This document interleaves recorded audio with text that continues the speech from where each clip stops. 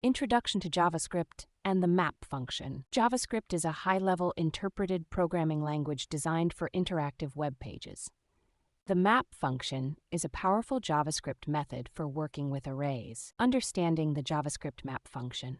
The map function operates on arrays, creating a new array by calling a function on every element in the original array. The function passed to map is executed on each element of the array in order and takes 3 arguments: the current value, the index, and the array itself.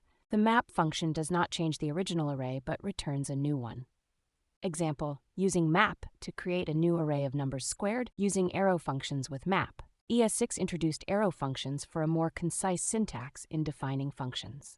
Arrow functions can be very useful when using the map function. Example, using an arrow function with map to square numbers in an array.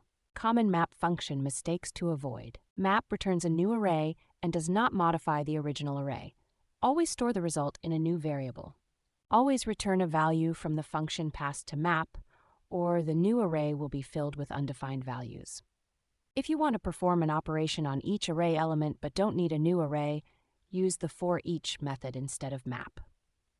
Example, using for-each to print the square of each number in an array to the console. Conclusion: the JavaScript map function is a powerful tool for manipulating arrays. Remember, map creates a new array and does not modify the original one. Correct usage and understanding of common pitfalls can make your code more efficient and easier to read.